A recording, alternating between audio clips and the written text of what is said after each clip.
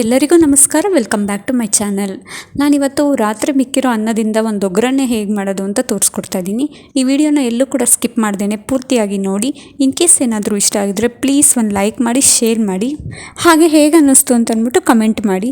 ಹಾಗೆ ಇನ್ನೂ ಯಾರೆಲ್ಲ ನನ್ನ ಚಾನಲ್ನ ಸಬ್ಸ್ಕ್ರೈಬ್ ಮಾಡಿಲ್ಲ ಪ್ಲೀಸ್ ಸಬ್ಸ್ಕ್ರೈಬ್ ಮಾಡ್ಕೊಂಡು ನೋಡಿ. ಇದೇ ರೀತಿ ಹೊಸ ಹೊಸ ರೆಸಿಪೀಸ್ಗಳಿಗಾಗಿ ನನ್ನ ಚಾನಲ್ನ ಪ್ಲೀಸ್ ಸಬ್ಸ್ಕ್ರೈಬ್ ಮಾಡ್ಕೊಂಡು ಹಾಗೆ ಪಕ್ಕದಲ್ಲಿರೋ ಬೆಲ್ ಐಕಾನ್ನ ಕ್ಲಿಕ್ ಮಾಡಿ.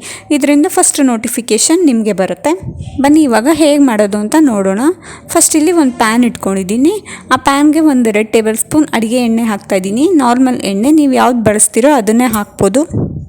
ಆಮೇಲೆ ಒಂದು 1/4 ಚಮಚ ಆಗೋಷ್ಟು ಸಾಸಿವೆ ಹಾಕ್ತಾಯಿದ್ದೀನಿ. ಅದಾದಮೇಲೆ 1 ಟೇಬಲ್ ಸ್ಪೂನ್ ಕಡಲೆಬೀಜ ಹಾಕ್ತಾಯಿದ್ದೀನಿ.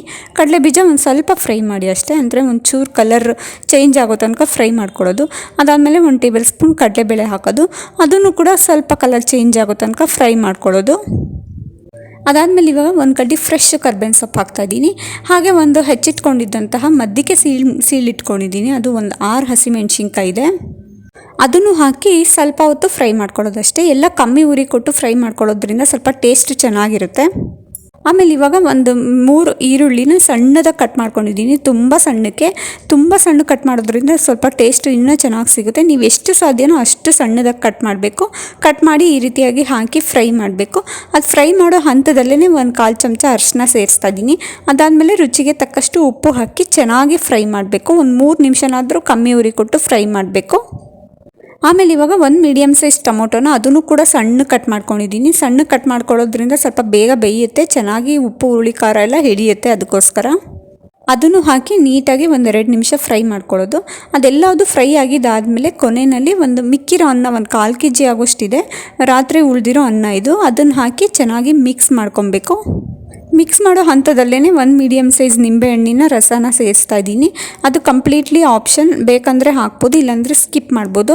ಅದೆಲ್ಲ ಹಾಕಿದ್ಮೇಲೆ ಚೆನ್ನಾಗಿ ಮಿಕ್ಸ್ ಮಾಡ್ಕೋಬೇಕು. ಒಂದು ಪುಳಿ ಖಾರ ಹಿಡಿಯೋ ತನಕ ನೀಟಾಗಿ ಕಲಿಸ್ಕೊಂಡ್ಬಿಡ್ಬೇಕು.